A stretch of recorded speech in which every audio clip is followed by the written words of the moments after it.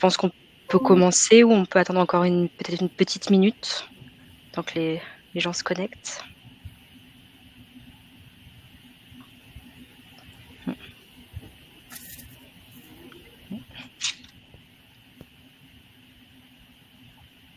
Ouais, ok. Alors, bonjour à tous, merci de vous être connectés pour ce webinaire sur le financement de l'immobilier, quelles solutions pour optimiser l'octroi et le suivi des crédits. Alors, je suis Anne Ledreff, responsable de la filière banque au sein de Finance Innovation. Alors, en quelques mots, Finance Innovation, nous sommes une association créée par l'État qui a pour objectif de rassembler les acteurs de la finance autour de l'innovation et de la transformation digitale et durable des métiers de la finance. Nous avons aujourd'hui un écosystème de plus de 600 membres qui sont répartis en 7 filières. Je suis responsable du coup de la filière banque. Mon collègue José, ici présent, est responsable de la filière immobilière. Et nous organisons régulièrement des webinaires et c'est dans ce contexte que nous organisons avec nos membres ce webinaire sur l'immobilier. José, je te laisse te présenter rapidement. Merci Anne et bonjour à toutes et à tous. Je me présente José Baez, responsable innovation en immobilier au sein des Finances Innovation. Avant de présenter nos intervenants de la table ronde d'aujourd'hui, un mot sur le prochain événement qu'on organise le 27 mars, le Real Estate Day. C'est à la place FinTech et nous attendons tous les professionnels de l'immobilier. Les thèmes qui seront abordés, c'est la data et les outils pour atteindre les objectifs de décarbonation de l'immobilier, les avantages de l'IA pour l'avenir de l'immobilier, la démocratisation de l'investissement immobilier. Et donc, si vous êtes intéressé par une prise de parole et devenir sponsor, n'hésitez pas à me contacter, je mettrai mon adresse mail sur le chat. Et maintenant, le sujet d'aujourd'hui, comme l'a bien dit ma collègue Anne, financement de l'immobilier, quelles solutions pour optimiser l'octroi et le suivi des crédits. J'ai le plaisir de présenter nos intervenants. Cécile Joly, cofondatrice et CEO de KLS. Bonjour à tous. Michael Diguet, cofondateur et CEO de Algoan. Bonjour. Jean-Baptiste Monnier, président de Carte Financement. Bonjour. Borde, CEO de Eloi. Bonjour. Et Laurent Desbernet, CEO de Azuli, et à qui modère cette table ronde et à qui je passe la parole. Bonjour, merci José, merci Anne, merci Finance Innovation pour avoir organisé ce webinaire et réuni ce panel que j'ai le plaisir de modérer.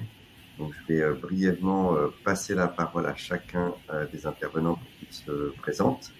Et on va faire ça dans l'ordre. On va commencer par Michael. Et pour ma part, je vais me présenter aussi, du coup. Laurent Bernet, moi, je dirige le cabinet de conseil Azuli, qui est spécialisé dans la transformation digitale des entreprises avec pour clients les banques, les corporates, les assureurs, les startups, bien sûr, sur tous les sujets d'innovation et qui peuvent être liés au financement et au paiement. Donc, j'ai le plaisir de vous présenter ce panel d'experts qui va aujourd'hui nous parler pendant à peu près 45 minutes du contexte économique dans lequel on vit, des problèmes et des enjeux pour les acteurs, ainsi que des solutions qui sont disponibles. Michael, tu veux peut-être commencer? Non, on va passer la parole à Cécile. C'est gentil, merci. Bonjour à tous. Donc oui, je suis Cécile Joly, je suis CEO et cofondatrice de KLS depuis fin 2019. Après 20 ans de corporate banking, j'ai voulu outiller les métiers du front et du middle office du financement des entreprises pour faciliter en fait leur quotidien et leur apporter des solutions digitales là où rien ne leur a été proposé jusque-là, et c'était ce que j'avais vécu pendant 20 ans. Donc, j'ai co-créé KLS fin 2019, donc depuis déjà 4 ans. KLS, c'est donc un éditeur de logiciels qui est donc dédié à tous les prêteurs du monde corporate, avec vraiment moi cette conviction et cette ambition de leur permettre de faire plus et mieux. Alors avec notre plateforme, on digitalise des process métiers qui sont encore manuels. On propose aussi un écosystème de partage de l'information entre partenaires sur chaque opération, et nous simplifions la collecte et l'exploitation de la data, la granularité opération. Voilà, et nos territoires d'intervention sont très larges, puisqu'on peut finalement accompagner nos clients dans toute l'activité d'une banque d'entreprise ou ou même toute l'activité d'un fonds de dette. KLS aujourd'hui, c'est 25 personnes, 3500 utilisateurs, 140 établissements prêteurs utilisateurs également, et plus de 60 milliards de dettes qui sont suivies dans notre plateforme. Merci Cécile, c'est un très beau parcours et une belle croissance pour une jeune entreprise. Merci. Félicitations. Du coup, on va continuer avec Michael, à qui je voulais passer la parole initialement. Merci Laurent, merci Cécile pour ton introduction. Bonjour à tous. Donc moi je suis Michael Diguet, président et cofondateur de la société Algone. Donc Algone, c'est une scale-up européenne qu'on a fondée en France et dont la mission est de rendre le crédit plus accessible et plus responsable. Alors comment on fait ça? Eh bien on propose aux acteurs du crédit. Je pense que Michael, il a un problème de connexion. Ah. Je vais essayer de le joindre. Vous m'entendez pas? Pourtant, on l'entend bien. On l'entend très bien. C'est peut-être toi, José. Ah, c'est peut-être. Ok. Quoi, ça coupe ou ça. Non? Non, on t'entendait très Tu bien. es parfait, Michael. Continue. Ouais. Ah, ok. Bon. J'ai eu peur. J'ai fait une fausse manip ou quoi. Non, donc du coup, j'en étais à la manière dont on réalise notre mission de rendre le crédit plus accessible et plus responsable. Donc, on propose aux acteurs du crédit des solutions qui leur permettent de prendre des meilleures décisions de crédit et de mieux gérer le cycle de vie du crédit en utilisant des technologies avancées, en particulier l'open banking et l'intelligence artificielle. Alors, un mot sur l'open banking, c'est une technologie qui est poussée par la réglementation européenne et qui permet aux consommateurs de partager, s'ils le souhaitent, c'est très important, il y a cette notion de consentement de l'utilisateur. Les consommateurs peuvent partager, s'ils le souhaitent, leurs données de compte bancaire pour accéder à certains services, et typiquement des services bancaires, des services de crédit à la consommation ou immobilier. Donc sur le marché français, on équipe la quasi-totalité des banques françaises. Alors majoritairement quand même sur des cas d'usage de crédit à la consommation et de paiement fractionné. Mais on fait aussi du rachat de crédit et du crédit immobilier, donc un peu moins, tout simplement parce qu'on a mis moins d'efforts commerciaux sur le sujet. Mais on sait que le potentiel est très grand, et j'y reviendrai, parce que les gains d'efficacité qui ont été mesurés, qu'on a pu mesurer, sont très importants à l'octroi de crédit et sur la gestion du cycle de vie du crédit. Donc voilà ce qu'on fait chez Algone. Merci. Merci Michael. Merci, on a hâte d'en savoir plus sur les solutions que tu as en tête et dont tu vas parler tout à l'heure. Jean-Baptiste, est-ce que tu peux te présenter Carte Financement, s'il te plaît? Oui, bonjour Laurent, bonjour à tous. Donc Carte Financement, c'est une société de courtage en crédit et de conseil en financement. On a développé cette société il y a un peu plus de 10 ans maintenant, en se développant essentiellement sur les niches de clients qui sont peu, voire pas travaillés par les très grands réseaux, à commencer par les entreprises. Mais également une clientèle privée parfois un petit peu atypique sur des sujets un peu complexes, donc notamment une clientèle internationale, des non-résidents, et puis des clients fortunés qui ont toujours des problèmes un peu atypiques. Et donc tout ça nous amène, nous, à développer beaucoup de partenaires avec de nombreuses banques, puisqu'aujourd'hui on travaille avec 230 prêteurs différents, et ces 230 prêteurs sont des banques, des fonds, des plateformes, des prêteurs privés. Et depuis peu, donc on a donc rejoint cet environnement, donc Finance Innovation, puisqu'on a développé nous-mêmes une plateforme qu'on met à disposition de certains acteurs de la finance, notamment les family office ou certains gestionnaires de patrimoine, qui veulent eux-mêmes développer une activité de crédit et qui ont besoin d'un outil. Et cet outil leur permet, c'est un workflow automatisé qui leur permet de eux-mêmes traiter leurs opérations de crédit et d'avoir accès à toutes nos solutions de crédit. Donc ces fameuses 230 solutions qu'on utilise au quotidien. Merci Jean-Baptiste. Et on va passer la parole à Ludovic qui va nous présenter lui-même son parcours, et puis Elora. Bonjour à tous, je suis ravi aujourd'hui de faire partie de ce beau panel de professionnels intelligents et innovants. Donc Ludovic Laborde, je suis CEO et cofondateur d'Eloa. Eloa, c'est une plateforme SaaS de financement et d'assurance à destination des intermédiaires financiers professionnels de l'immobilier qui leur permet d'accompagner leurs clients sur tout type de prêt, aussi bien le crédit immobilier, le regroupement de crédit, le crédit professionnel que bien sûr le crédit consommation. Eloa aujourd'hui, c'est plus de 3000 professionnels abonnés à la plateforme qui font à peu près 250 000 dossiers par an. Et l'année dernière, qui n'était pas la plus belle année sur autour de l'immobilier et du financement, On a dépassé à peu près sur les projets finalisés, les plus de 6 milliards d'encours gérés sur les projets finalisés sur la plateforme. Voilà en gros pour faire court et simple, Laurent. Merci beaucoup, merci Ludovic. Ludovic, on va rester avec toi. Je voudrais commencer cette discussion par une présentation un peu du contexte dans lequel on vit aujourd'hui, dans lequel les professionnels de l'immobilier vivent et se trouvent confrontés à ce contexte si particulier, avec un environnement de taux changeant, avec aussi des réglementations liées à l'environnement et à l'urgence climatique qui vont s'accélérer, à des critères d'octroi aussi qui changent. On va regarder tout ça. Je voudrais que si tu peux nous poser un petit peu le contexte avant de rentrer dans les solutions qui peuvent aider les professionnels à faire face à ces enjeux. Très clair, comme 2023, c'était une année extrêmement difficile sur ce marché. Et comme tu le dis très bien, Laurent, contexte de taux en augmentation perpétuelle. Et en plus, réglementation qui se resserre de plus en plus. Donc, en fait, et les prix qui sont toujours hauts. Donc, en fait, tu fais un effet, un cocktail de trois mauvais ingrédients, on va dire, quand ils sont réunis tous ensemble, bien entendu. Hein. Chaque ingrédient peut être positif et négatif à un moment donné. Mais trois réunis dans le même cocktail, ça fait un effet boom et qui fait que ce marché fut compliqué. Pour une raison qui est simple, déjà, en 2023, les taux sont passés en moyenne de 2,40% en janvier 2023, sur 20 ans, bien entendu, à 4,35%, excusez-moi, en décembre 2023, sur 20 ans, soit près de 2% d'augmentation en un an. Ce qui, sur une durée aussi courte, ça n'a jamais été vu. En tout cas, moi, depuis que je suis sur ce marché-là, je ne l'ai jamais vu. Alors, peut-être que par le passé, mais je suis trop jeune encore peut-être sur ce marché pour avoir cette historique, en tout cas, dans ma mémoire. La conséquence, c'est que ça a été une forte baisse du pouvoir d'achat, bien sûr, des Français qui ont souhaité soit accéder à la propriété, soit aussi investir à un moment donné. Et ça découle par rapport à 17% de transactions en moins l'année dernière, dans l'immobilier ancien, bien entendu, et 35% dans le neuf. Quand on sait que dans le neuf, 40% des logements vendus sont liés à l'investissement locatif, et dans cet investissement locatif des 40%, c'est plus de 80% en Pinel. Donc, vous voyez que la problématique sur 2024 pour le logement neuf peut continuer à exister fortement. Une petite bonne nouvelle quand même, parce que 2023, ce fut pas terrible, mais 2024, c'est le début, donc l'espoir est toujours là sur cette année. Et l'espoir, il est là, on le voit par rapport au taux de décembre 2023 et au taux de janvier 2024, donc là qu'on a pu analyser en ce début de mois de février.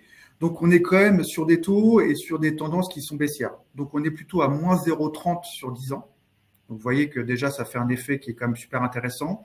Pratiquement moins 0,20 sur 20 ans et 25 ans.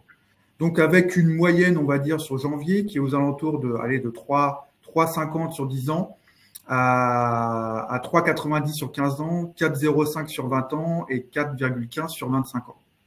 Donc, bon, les taux sont encore assez hauts, vu que les prix de l'immobilier sont encore élevés. Là, on voit que la descente et la chute baissent lentement.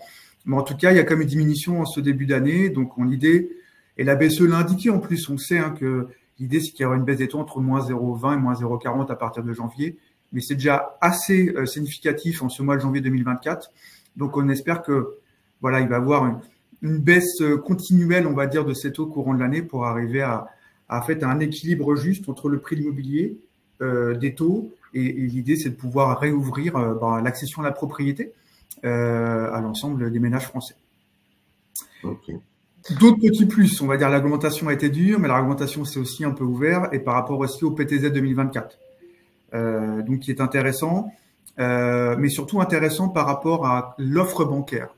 Les banques, alors, on peut les critiquer, mais en tout cas, ils sont les prêteurs et ils ont aussi, aujourd'hui, je trouve, une certaine agilité qu'on peut saluer par rapport justement à cette problématique du marché immobilier qui a été visible au T4 2023, en proposant des solutions qui étaient déjà un peu existantes par le passé, par certains partenaires bancaires comme le Crédit Foncier pouvait le faire à un moment donné, mais qui a disparu maintenant depuis quelques années. C'est de pouvoir aussi proposer des prêts complémentaires sans intérêt à leurs futurs clients, futurs emprunteurs qui vont pouvoir obtenir un crédit auprès d'eux. L'idée, c'est que maintenant, ils proposent un doublement du montant du PTZ. Voilà, plafonné autour de 20-25 000 euros sur 20-25 ans à 0%. Donc en fait, l'idée, c'est de se coller directement au PTZ, de proposer une somme plus conséquente, d'abonder avec ce type de crédit. Et derrière, l'idée, c'est bien sûr d'abaisser le taux d'endettement et de pouvoir valider, bien sûr, l'offre de financement auprès du client. Donc ça, c'est quand même un point positif, c'est assez récent, c'est mis en place pas par toutes les banques, mais par certaines, et donc ça a déjà des effets qui font que, alors la plupart, pour le PTZ, c'est souvent quand même du primo-accédant qui peut revenir sur le marché et rêver, on va dire, à devenir propriétaire et avoir son propre logement. Il y a aussi une deuxième offre qui est sortie là, c'est aussi ce qu'ils appellent les taux bonifiés. Principalement aussi pour les primo-accédants, mais qui sont peut-être pas, eux, exigibles au PTZ, et pour des montants de 50 000 euros maximum. Voilà, alors là, il y a des taux d'intérêt qui peuvent évoluer, suivant aussi les conditionnages, le type de logement et bien sûr la note aussi du DPE. Donc, vous voyez, on commence tout doucement à arriver sur cette logique de si vous avez un logement avec qui est une passoire thermique, entre guillemets, le coût de cette acquisition peut évoluer. Par contre, si vous réalisez des travaux et autres, on peut faire un effort avec un taux bonifié et avec un taux beaucoup plus bas qui va vous permettre, vous, d'accéder à la propriété. Et le dernier point positif, c'est… alors, positif, oui et non, mais en tout cas, pour ceux qui souhaitent accéder à la propriété, ça peut être positif, c'est qu'on commence à avoir un retour de grille de taux autour de 30 ans. Alors, c'est positif, le coût de l'immobilier, du coup, est là extrêmement coûteux. Mais en tout cas, pour ceux qui souhaitent accéder à la propriété, il y a maintenant des solutions qui s'ouvrent. Voilà un peu le marché fin 2023 et début 2024. Laurent. Merci Ludovic. Donc c'est très clair, on est dans un environnement où les taux continuent de bouger, on va plutôt vers une baisse. On a aussi les efforts faits par le gouvernement avec MaPrimeRénov', avec les prêts à taux zéro, pour pousser les acteurs à débloquer cette situation sur l'immobilier résidentiel neuf et ancien. Et puis, il y a bien entendu cette contrainte du DPE, cette contrainte aussi de l'environnement qui va être de plus en plus forte, notamment avec la nouvelle directive que l'Europe vient d'adopter. Bref, il y a pas mal de choses. Et du coup, dans ce contexte un peu complexe et compliqué pour les financeurs comme pour les financés, Michael, je voudrais que tu nous donnes un petit peu des recommandations que tu pourrais faire justement pour les financeurs. Est-ce qu'il y a des solutions? Est-ce qu'il y a des… qu'est-ce que tu pourrais apporter aux financeurs dans ce contexte? Oui, avec plaisir, Laurent. Donc, je peux effectivement essayer de donner quelques recommandations aux financeurs. Je vais quand même me limiter à mon domaine d'expertise, qui est la performance de la décision de crédit et puis l'efficacité aussi du suivi du crédit dans le temps, en particulier du suivi du risque crédit dans le temps. Ludovic nous l'a vraiment très bien expliqué. On est dans un environnement économique qui reste compliqué, qui s'améliore, mais qui reste compliqué, avec des taux de refinancement qui restent élevés par rapport à ce qu'on a connu, et donc ça pose des problèmes d'acceptation. Il y a beaucoup de personnes qui voient leurs demandes rejetées. Et puis, il y a aussi une autre problématique, c'est que le taux d'usure, on sait qu'il a toujours un train de retard, et ça implique des marges plus faibles, plus compliquées à assurer pour les prêteurs. Donc les prêteurs, du coup, ils sont confrontés à un double challenge, qui est de continuer à prêter et de pas trop fermer les vannes, parce que c'est quand même leur rôle de prêter de l'argent, c'est important évidemment pour faire tourner l'économie, mais ils doivent aussi continuer à gagner de l'argent. Et dans le contexte le contexte complexe qu'on vit aujourd'hui, c'est des challenges qui peuvent être un peu contradictoires, parce que les prêteurs, ils pourraient être tentés de monter le niveau d'exigence vis-à-vis des profils emprunteurs pour pas trop rogner les marges. C'est un peu ce qui se passe aujourd'hui. Et donc, il y a des choses à changer, il y a des choses à améliorer pour réussir à pas trop fermer les vannes tout en maintenant un bon niveau de marge. Et voilà, pour moi, il n'y a pas 36 solutions, il faut être plus efficace. Et donc, du coup, je peux présenter quelques axes d'amélioration qui devraient être, selon moi, étudiés de près par les prêteurs. Alors déjà, il y a la dimension à l'octroi, donc réaliser un meilleur octroi grâce à une meilleure analyse, plus fine et plus juste. Donc ça c'est ce que nous on fait au quotidien. Donc on a pu mesurer des choses, on a pu mesurer. Alors là, je vais donner des chiffres qui concernent le crédit à la consommation. C'est particulièrement impressionnant. Mais dans le crédit à la consommation, on est capable d'avoir une hausse du taux d'acceptation de 40% à ISORISC en utilisant les bons outils. Donc sur du crédit immobilier, c'est moins impressionnant puisque l'expertise humaine est plus présente dans l'analyse crédit. Mais néanmoins, il y a vraiment quelque chose à faire. Il y a vraiment un travail d'amélioration des algorithmes d'octroi ou des critères d'octroi pour être plus inclusifs dans le crédit. Et le corollaire aussi d'une meilleure analyse à l'octroi, c'est que ça va également éviter de mettre des personnes qui peuvent être fragilisées par la situation économique complexe, par les taux qui sont relativement hauts. Ça peut éviter à ces personnes de se mettre dans des situations d'endettement excessif. Donc voilà, ça c'est pour la partie amélioration de l'octroi de crédit. Mais il y a une partie qui est très importante, je pense, dans le crédit immobilier, c'est l'amélioration aussi de l'efficacité du traitement de la demande.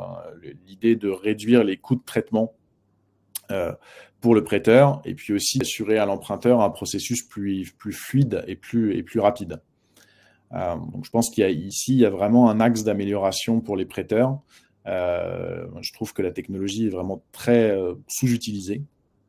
Il y a encore beaucoup trop de choses qui sont faites manuellement. Alors c'est une bonne chose évidemment qu'il y ait de l'expertise humaine qui entre en jeu dans une décision de crédit immobilier, dans le traitement d'un crédit immobilier. C'est un engagement de long terme, mais il y a clairement des tâches qui peuvent être automatisées pour plus d'efficacité. Et un autre axe d'amélioration également, c'est l'amélioration de tout ce qui se passe après l'octroi, tout ce qui se passe lors du cycle de vie du crédit. Donc le premier sujet sur cette amélioration, c'est évidemment de savoir anticiper les problèmes qui peuvent survenir vis-à-vis du remboursement du crédit et savoir proposer des solutions à l'emprunteur en amont de vrais problèmes financiers qui peuvent arriver. Et également être capable d'anticiper les besoins de l'emprunteur en lui proposant des services adaptés qui vont permettre aussi au prêteur de mieux valoriser la relation avec le client, de mieux rentabiliser le client. Donc voilà quelques axes d'amélioration. Donc je pourrais revenir peut-être plus tard sur le comment, qu'est-ce qu'on peut mettre en œuvre pour réaliser ces améliorations. Mais voilà, pour moi, les axes qu'il faudrait regarder attentivement pour être plus efficace Bon, c'est très clair, hein, c'est très clair pour le message est clair. Il faut s'outiller, il faut peut-être investir dans de la technologie. Aujourd'hui, elle est très puissante. On a l'IA, l'open banking qui peuvent permettre de faire plein de belles choses pour les prêteurs, pour mieux scorer, pour avoir un octroi plus efficace, des parcours clients plus simples, des délais raccourcis. Et ça, c'est très bien. C'est indispensable pour tout le monde, hein, pour les prêteurs comme pour les emprunteurs. Et je voudrais avoir l'avis de Jean-Baptiste maintenant sur, au-delà de la problématique d'octroi pour les prêteurs, hein, comme on vient de voir et très bien expliqué par Michael, quel est l'impact pour les emprunteurs du coup de ce contexte, mais aussi peut-être de ces changements de parcours et d'outils auxquels ils sont confrontés? Oui, bien sûr, Laurent. Donc nous, on a Carte Financement intervient beaucoup sur le marché de l'entreprise. Donc là, on a pas mal parlé du marché du particulier. Et c'était très intéressant donc avec Ludovic et Michael. Moi, je propose de faire un petit focus sur ce marché de l'entreprise où on a constaté aussi des impacts forts et pour les emprunteurs, hein, comme tu le disais. Sur ce marché-là, nous, sur le marché de l'entreprise, contrairement à ce que Ludovic a pu voir sur le marché du particulier, nous, l'impact était très fort, très rapidement sur les volumes de transactions, puisqu'on a des volumes de transactions qui ont chuté d'environ 57% sur l'immobilier de l'entreprise. Rapidement, on est sur une belle année comme 2022, on a été à peu près sur des volumes de 30 milliards et en 2023, on était à peine à 12 milliards. Donc la chute des transactions, elle est vertigineuse et elle est immédiate. Pourquoi? Parce que c'est un marché d'investisseurs. Le marché de l'immobilier et d'entreprise, c'est un marché d'investisseurs. Donc qu'est-ce qui s'est passé? Les taux, comme le disait Ludovic, ont augmenté très fortement, brutalement, et je pense que je confirme. Je crois que ce n'était jamais arrivé. En tout cas, cette hausse aussi brutale, aussi rapide n'est jamais arrivée. Et donc, mécaniquement, les investisseurs dans l'immobilier, eux, au lieu d'attendre des rendements comme on l'a vu dans le QCA, donc le quartier central des affaires parisiens, qui est un peu le quartier de référence, c'est le marché prime, le meilleur marché de l'immobilier, eh ben l'impact il est immédiat puisque l'investisseur qui attendait un rendement de 2,75% il n'y a même pas 2 ans, aujourd'hui, il en attend un rendement d'environ 4,5%. Donc, la mécanique, elle est simple. Pour avoir un rendement qui passe de 2,75 à 4,5, eh ben, la valeur de l'actif doit baisser d'environ 35%. Et ça, on commence à le constater. Donc, nous, c'est le premier impact qu'on a vu fortement en 2023. C'est la chute des transactions et maintenant la chute des prix. Ça y est, hein, la chute des prix, elle est évidente. Les négociations qu'on voit et qui sont publiées sont dans ces zones de prix de à peu près moins 35%. Cette chute, elle va se matérialiser aussi. Enfin, cette hausse des taux va se matérialiser aussi malheureusement par des défauts. Donc des défauts de crédit qui vont arriver. Et là, c'était intéressant ce que disait Michael, je trouve. C'est anticiper des potentiels problèmes qui vont arriver et donc monitorer les crédits. Et je pense que ça, c'est très important. Et nous, on entend souvent dans les banques des banquiers dire qu'ils vont faire des revues de portefeuille. Je pense que c'est fait de manière encore un peu archaïque. C'est-à-dire ils vont tirer des reportings, ils vont appeler des clients et il va y avoir beaucoup d'humains. C'est bien, il faut de l'humain dans ces cas-là. Mais je pense que ce que disait Michael est intéressant parce que, à mon avis, il y a des alertes qu'on peut mettre pour justement anticiper les problèmes. Et nous, ces problèmes, on les voit. Je vais vous donner des chiffres parfois un peu effrayants, mais les plateformes, par exemple, puisqu'on a pas mal de données sur les plateformes de crowdfunding qui ont fait beaucoup de crédits, puisqu'elles ont atteint à peu près 5 milliards d'euros.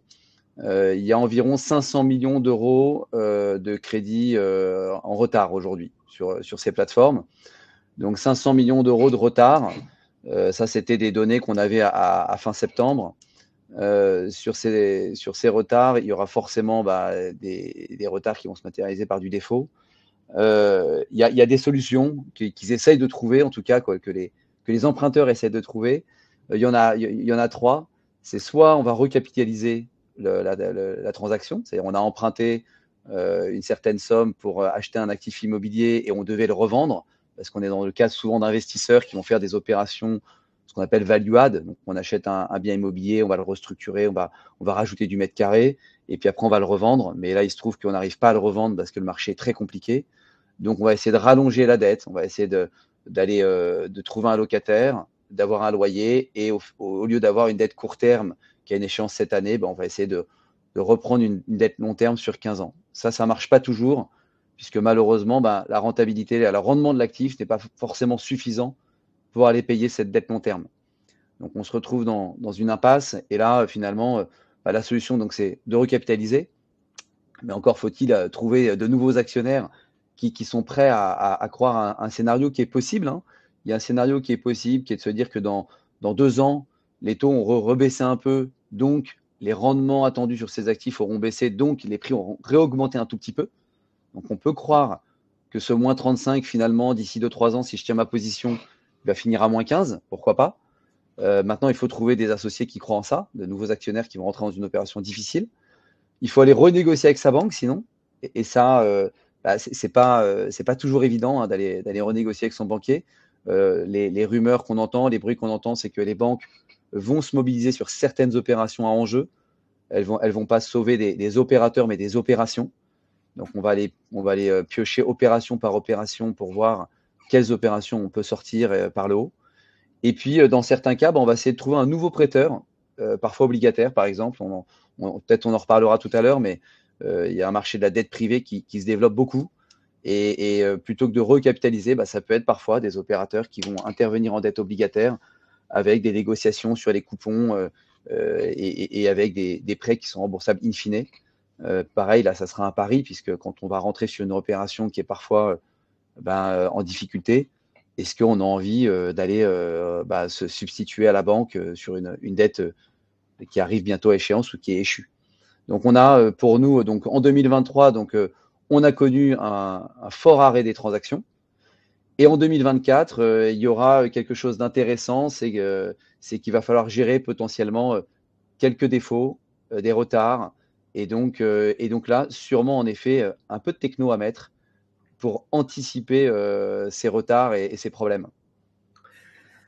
Merci Jean-Baptiste. Donc c'est très clair, hein, les solutions, c'est grosso modo trouver des fonds propres pour recapitaliser, réussir sa négociation avec sa banque, ou bien se donner de l'oxygène en allant chercher du court terme pour restructurer son bien et pouvoir le repositionner sur le marché. Merci beaucoup pour ces insights. Maintenant, je voudrais passer la parole à Cécile. Parce qu'il y a, bon, on a bien compris que cet environnement de taux, c'est le moteur de ce marché, que c'est le nerf de la guerre, ça impacte tout, côté achat, vente, offre, demande, liquidité. Mais là-dedans, il y a aussi d'autres facteurs qui viennent percuter un petit peu les transactions, le marché, les tendances. Et ces facteurs, ils sont probablement, ils vont aussi impacter l'offre, la demande, la liquidité. Et là, je voudrais en venir à la réglementation, notamment lié à l'urgence climatique et tout ce qui est fait pour rénover ce parc immobilier et le remettre en forme, en ligne avec les objectifs climatiques. Oui, Laurent. En fait, pour compléter un petit peu ce qu'on dit Ludovic et Jean-Baptiste, plutôt sur un contexte lié plutôt aux acteurs promoteurs ou détenteurs et propriétaires immobiliers. Moi, je voulais apporter aussi un éclairage côté finalement offre, c'est-à-dire offre des banques, offre prêteurs, et finalement un contexte réglementaire qui s'impose à ces prêteurs et qui va être extrêmement structurant dans leur activité demain. Pour moi, il y a 3 éléments qui sont majeurs et qu'il faut qu'on ait en tête. C'est à la fois la Net Zero Banking Alliance, le Green Asset Ratio et la CSRD. Selon moi, ces 3 éléments qui sont très structurants ont et vont avoir un impact significatif à la fois sur le comportement des prêteurs, des banques et des fonds dans l'octroi, vont avoir également un impact sur leur offre, sur leur organisation et indirectement dans la relation d'ailleurs commerciale que ces prêteurs vont avoir avec les grands donneurs d'ordre et surtout les grands donneurs d'ordre les foncières ou de l'immobilier tertiaire. Le premier élément donc que je vous indiquais, c'est la Alliance. En avril 2021, ça a été porté en fait par l'initiative Finance de l'ONU Environnement. Il y a 138 banques au niveau mondial qui ont signé cette alliance et cette alliance a pour but et vocation à renforcer finalement l'engagement des banques dans la lutte contre le réchauffement climatique. Elles se sont donc engagées à aligner les émissions de gaz à effet de serre qui sont induites par leur activité à la trajectoire requise pour atteindre la neutralité carbone globale d'ici 2050. Et bien sûr, il y a des objectifs intermédiaires d'ici 2050. Alors, de quoi s'agit-il? En fait, il s'agit de porter en priorité des efforts sur les secteurs qui sont les plus émetteurs de gaz à effet de serre et pour les banques, pour les prêteurs, de jouer un rôle clé dans la transition vers une économie neutre en carbone. Je crois qu'il faut vraiment qu'on ait en tête le fait qu'aujourd'hui, 90% de l'empreinte carbone d'un établissement financier relève de son scope 3. Vous savez, son scope 3, c'est-à-dire le scope qui est lié aux émissions, liées aux activités qu'elle finance. Donc c'est ce qui veut dire que un prêteur, une banque, en fait, le plus gros en fait de sa contribution négative en fait au gaz à effet de serre, c'est bien son activité de financeur. Par ailleurs, il faut aussi avoir en tête que le financement de l'immobilier, l'habitat et le tertiaire, c'est le plus gros contributeur d'émissions de gaz à effet de serre du scope 3 des banques de détail. Et enfin, le dernier élément qu'il faut avoir en tête aussi, et ça c'est la Commission européenne qui le dit, c'est que le secteur immobilier représente 36% des émissions de gaz à effet de serre dans le monde. Donc on voit bien qu'on est sur un secteur qui est central si on veut qu'il ait un impact demain positif dans une transition vers une économie plus durable. Et pour moi, cette alliance, ce sur quoi les banques se sont engagées, aura un impact significatif dans la stratégie d'octroi qu'elles vont mener dans les prochaines années. Le deuxième élément dont je voulais vous parler, c'est le Green Asset Ratio. Ce Green Asset Ratio, vous savez, c'est un indicateur de performance qui est relatif à l'obligation de divulgation des actifs qui sont écologiquement durables des établissements de crédit. Il calcule en fait la proportion d'actifs durable versus l'actif total d'une banque. Ça a été mis en place par la commission, par l'autorité, par la BE, hein, l'autorité bancaire européenne en 2022. Les banques vont le publier pour la première fois là sur ce premier trimestre 2024 sur les données du 31/12/2023. À ce jour, le Green Asset Ratio, c'est simplement un élément déclaratif. Il n'y a pas de seuil en fait à atteindre, mais on voit bien que il y a d'ailleurs une consultation qui est en cours. Il est fort à parier qu'un jour ou l'autre, il y ait bien un seuil à respecter et avec une exigence de fonds propres en fait complémentaires associés. Donc l'enjeu va au-delà, je pense, de simplement décarboner aussi le bilan des banques. C'est bien un enjeu qui peut être très financier pour les banques demain, et puis un enjeu malgré tout de bien accompagner aussi la transition et la transformation de l'économie. Donc pour moi, avec le Green Asset Ratio, les prêteurs vont aller chercher de plus en plus à financer des projets qui vont permettre de contribuer à la trajectoire de décarbonation de leur bilan. Et donc, les prêteurs vont être de plus en plus sélectifs en fait et contraignants dans leur choix et à l'octroi. Et enfin, le dernier élément qui est de façon très rapide, c'est la CSRD. Vous savez que c'est un reporting extra-financier qui entre en vigueur en janvier 2024. La première publication se fera en 2025 pour bien sûr que les grandes entreprises, mais les banques et les plus grands prêteurs sont concernés. L'enjeu de la CSRD, c'est de rendre public de façon identique et normer l'impact ESG d'une activité.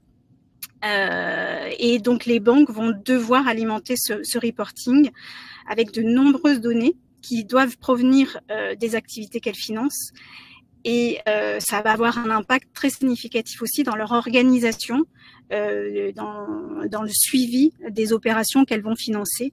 Donc je pense que cet environnement réglementaire va avoir autant d'impact, à mon sens, va avoir autant d'impact sur les banques, sur leur organisation, sur leur activité que les accords de Bâle avaient eu à l'époque.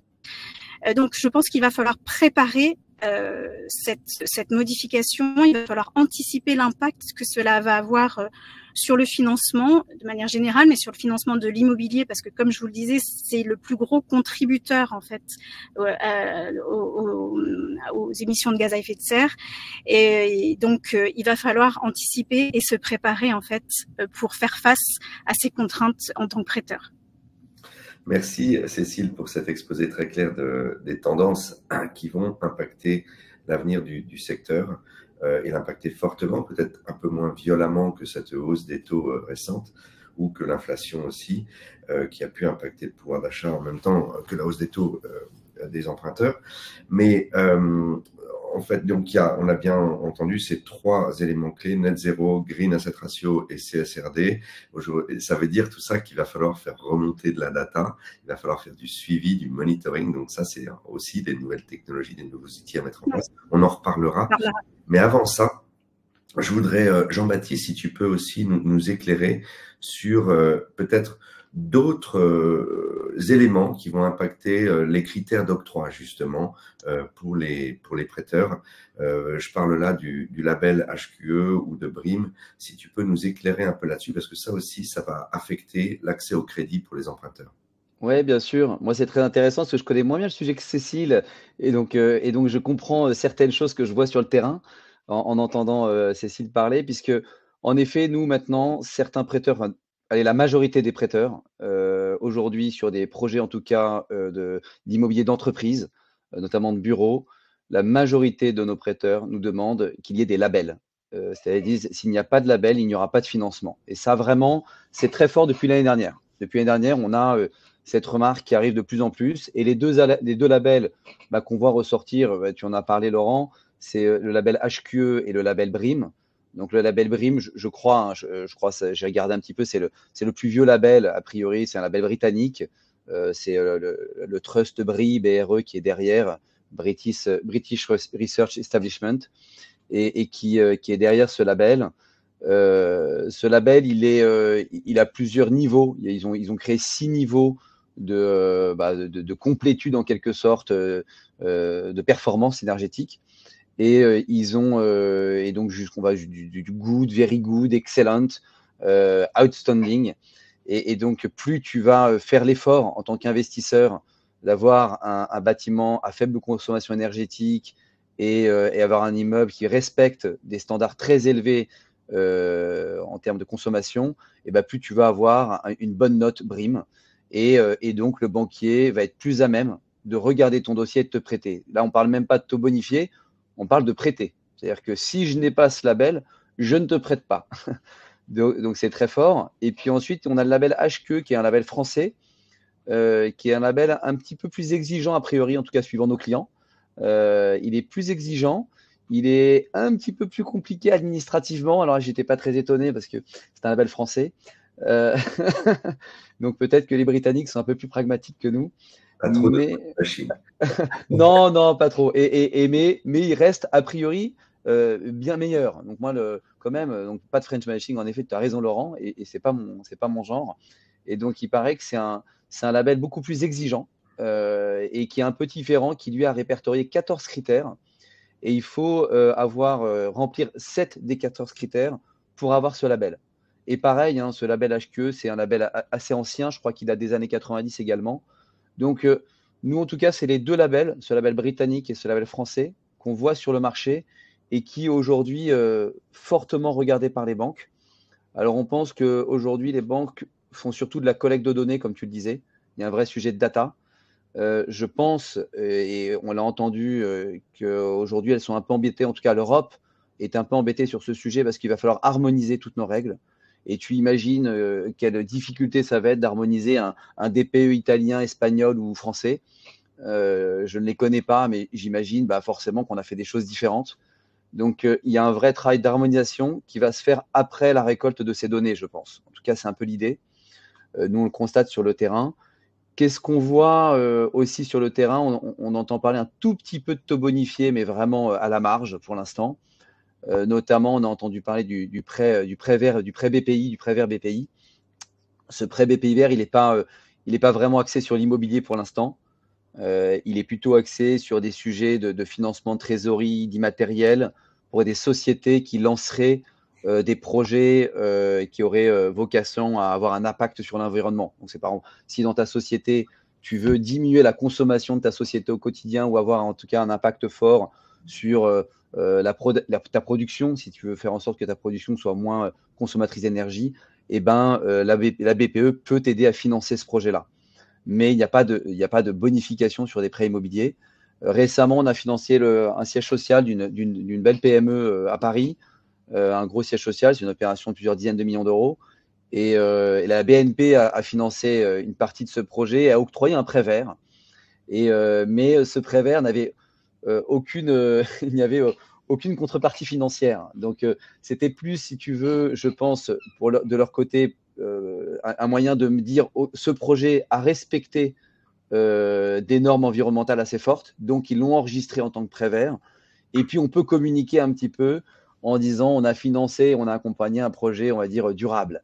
Mais on est plus dans le marketing et la communication, je pense, et dans la collecte de données également, que dans la vraie bonification de prêts.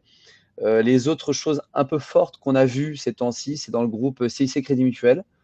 Donc, on a entendu, et c'était l'année dernière déjà qu'ils en parlaient à l'IEIF, donc ils nous ont dit qu'ils n'accompagneraient plus des projets. Alors, c'était une caisse, c'est une caisse du CIC Crédit Mutuel qui a décidé de ne plus accompagner les opérations de marchand ou value-add, donc ces opérations d'achat-revente. Donc, j'achète un bien immobilier, je le restructure et je le revends.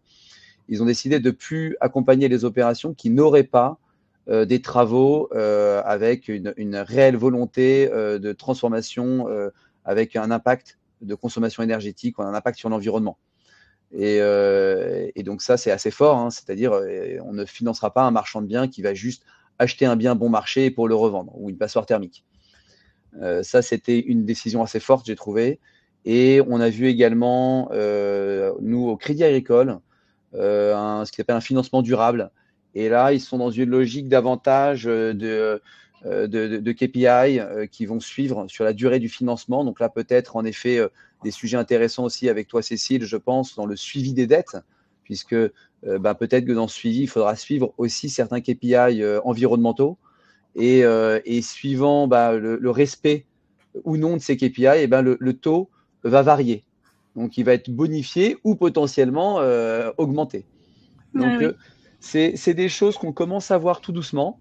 Et c'est très intéressant ce que disait Cécile, parce que je comprends que cela va avoir un impact très, très fort, comme l'a eu BAL 3, tu l'as dit, hein, l'impact de BAL 3 était très fort. Et je pense en effet que ces impacts environnementaux, en tout cas de label, vont en avoir un impact fort sur l'octroi des crédits. Donc, le message, c'est qu'il faut anticiper, il faut regarder devant, parce que ça va encore bouger. Merci Jean-Baptiste. Je voudrais revenir un petit peu. Alors, il nous reste 15 minutes, dont un petit peu de temps pour des questions-réponses. S'il y en a une au moins. Mais Cécile, je voudrais qu'on voit avec toi donc les nouveaux critères d'octroi pour les financeurs, auxquels ils vont devoir faire face. Les enjeux de collecte et de traitement de données pendant la vie du financement. Et donc, comment est-ce que les banques vont faire face à cette collecte d'informations? Est-ce que les solutions sont déjà là ou est-ce qu'il faut les créer, les monter?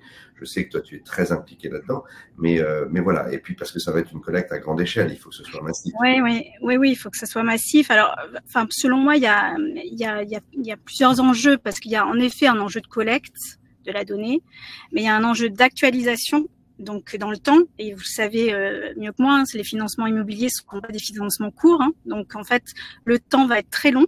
Et donc, il va falloir avoir en effet des outils qui vont permettre en fait de suivre ces financements et peut-être des critères, des données sur 12, 15, 20 ans. Et puis, selon moi, il va y avoir aussi un enjeu sur l'offre. Jean-Baptiste en a un petit peu parlé, sur l'offre pour améliorer ce fameux scope 3 dont je vous parlais tout à l'heure.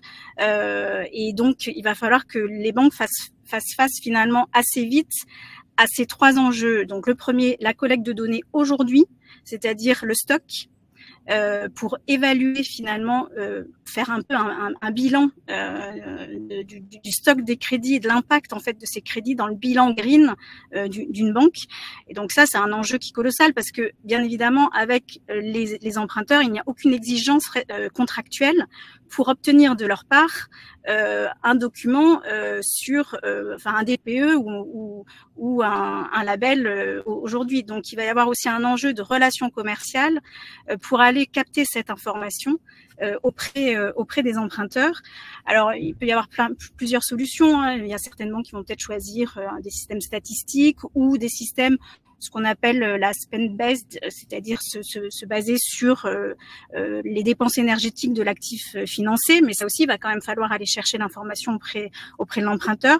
Ou sinon, il va falloir aller chercher les bilans carbone ou les labels, comme tu disais, Jean-Baptiste, pour chaque actif financé. Donc tout ceci, bien évidemment, à grande échelle, il va falloir s'outiller, il va falloir que les banques s'outillent, et je pense que l'innovation et le digital sont de très bonnes solutions, en utilisant des solutions avec des interfaces de communication dites miroirs avec le client, pour faciliter finalement la transmission de l'information, la transmission de la data, sans pour autant pénaliser une relation commerciale qu'il va falloir malgré tout préserver.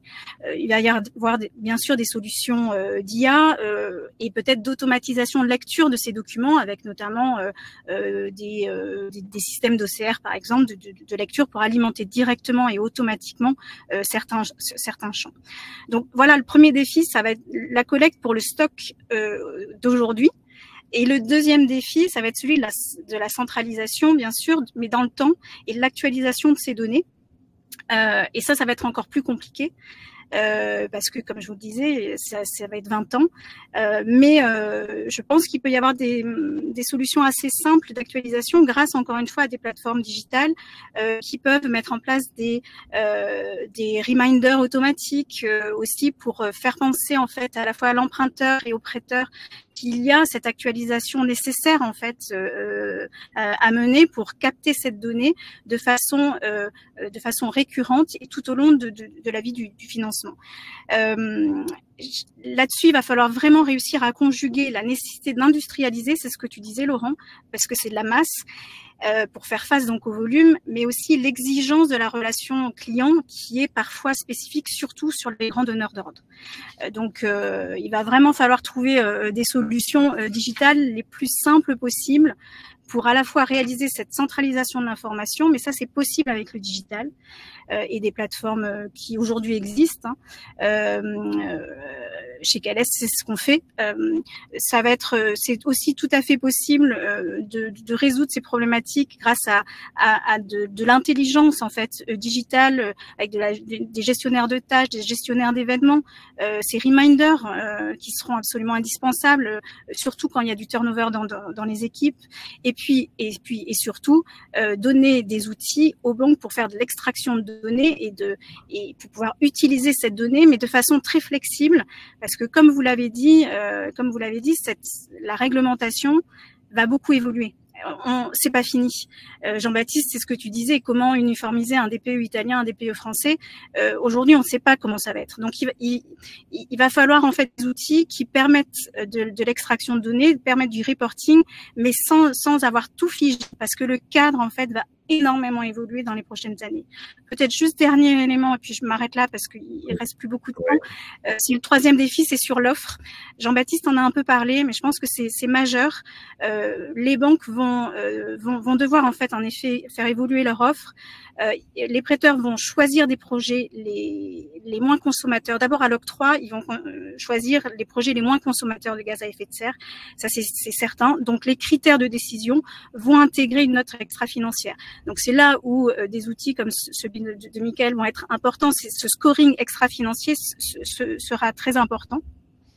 Et ensuite, il va y avoir des nouvelles offres créées. Jean-Baptiste en a un petit peu parlé, les crédits alors indexés, ou c'est-à-dire avec un taux bonifié, c'est certain, pour permettre en fait que l'emprunteur bénéficie d'une baisse de taux si il respecte une trajectoire, donc avec une amélioration par exemple.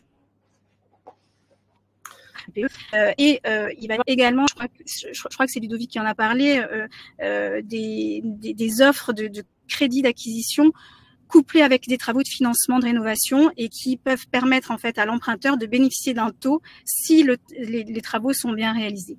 Par contre, tout ceci va nécessiter absolument des outils de suivi et ça rejoint mon point précédent, des outils de suivi avec des interfaces qui permettent de communiquer très simplement avec le client pour récupérer de la donnée.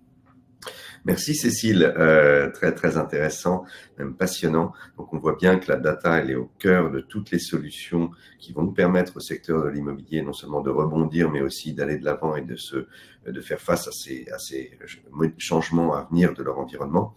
Moi, je voudrais demander à Michael très brièvement, en 2 minutes, pour après pouvoir passer la parole à Jean-Baptiste sur la même question, quels sont les chantiers technologiques que les acteurs doivent impérativement engager pour rester dans la course aujourd'hui? En 2 minutes. Ouais, je vais faire très très vite. Petit zoom technologique, donc tu parlais de la donnée, enfin tout le monde parlait de la donnée de toute façon, et je pense qu'effectivement c'est bien le sujet. La donnée c'est clé pour prendre des bonnes décisions de crédit, pour faire un bon suivi du crédit dans le temps.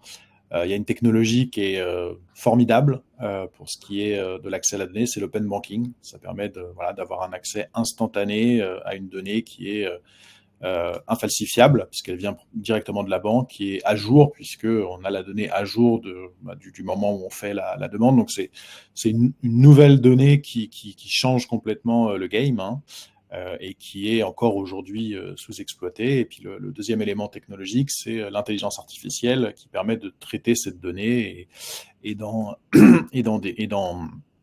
tirer des conclusions ou qui permettent de traiter cette donnée et en tirer de la valeur. Donc, encore une fois, à l'octroi et aussi dans la vie du crédit, puisque une des particularités de l'open banking, même si ce n'est pas déployé en production aujourd'hui à ma connaissance, mais c'est que avec le consentement de l'utilisateur, on peut garder un lien en fait au compte bancaire et donc suivre l'évolution du compte bancaire dans le temps. Et quoi de mieux que le compte bancaire pour comprendre ce qui est en train de se passer, anticiper les éventuels problèmes ou anticiper les éventuels besoins. Voilà. Très bien, donc du scoring à l'octroi et puis pendant la vie, on va dire en remédiation et en ongoing, pour utiliser un mot anglais. Merci beaucoup. Jean-Baptiste, même question. D'après toi, quels sont les chantiers technologiques qu'on doit impérativement engager dès aujourd'hui? Alors, au-delà de la technologie, enfin, si technologiquement, je pense qu'il va y avoir, on va devoir, on va tirer, en tout cas, quelques leçons, je pense, des problématiques dont j'ai parlé tout à l'heure, de ces fameux retards et des défauts de paiement qu'on va avoir. Et il y aura sûrement quelques travail à faire sur notamment le monitoring des transactions, le KYC à l'octroi, qui aujourd'hui est un peu parfois pénible et un peu laborieux au niveau bancaire. Peut-être qu'il y a moyen d'avoir des KYC plus précis, plus automatiques et en utilisant un peu plus d'informatique. Et puis sur peut-être l'exercice des garanties. En tout cas, malheureusement, quand on va arriver à des situations d'exercice des garanties, on voit certaines sociétés qui ont un petit peu dépoussiéré, notamment la fiducie. Donc, il y aura aussi, je pense, on va apprendre un petit peu de cette année qui va être un petit peu difficile quand même sur la gestion des bilans du passif des banques. Et donc, je pense que technologiquement, il y aura peut-être des choses intéressantes à faire sur ces sujets-là. Et nous, au-delà des technologies, on pense que les banques, il est évident, ne vont pas suffire, et surtout sur plein de sujets. Et on voit émerger depuis quelques années avec les plateformes donc de la dette privée. Et on le voit là exploser ces derniers temps. Donc, de nombreux acteurs reconnus arrivent fortement sur ce marché de la dette privée pour aussi prendre le relais des banques qui ne seront pas suffisantes pour ces octrois de crédit. Et on a vu là récemment dans la presse, Blackstone annonce un partenariat avec BNP pour monter un véhicule de dette privée avec BNP. Donc, on a vu même Edmond de Rothschild dans l'année dernière communiquer sur un véhicule de plus de 800 millions d'euros qu'ils vont lever. Donc, cette année, a priori, un gros sujet sur la dette privée et Carte Financement compte y participer puisque nous-mêmes, nous sommes en train de travailler sur notre propre solution de dette privée qu'on espère déployer au courant 2024. Merci. Donc là, on arrive à la fin de la discussion. Je pense qu'on a abordé beaucoup de sujets. C'était absolument passionnant, en tout cas, moi, j'ai trouvé. Et on va peut-être prendre quelques questions qui sont apparues sur le chat. Je ne sais pas si Finance Innovation, vous voulez les lister ou si je m'en occupe.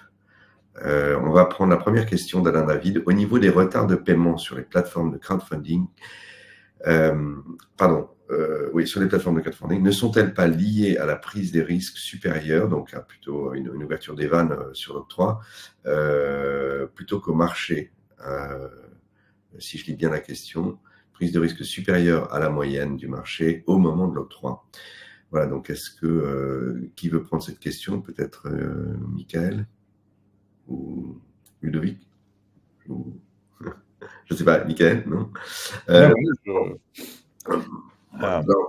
Donc là, on parle du crowdfunding. Alors moi, il y a un domaine que je connais bien qui va au-delà de l'activité que j'ai chez Elgon, qui est le crédit aux entreprises, et en particulier le crédit aux entreprises octroyé par des néo-acteurs, des acteurs type FinTech.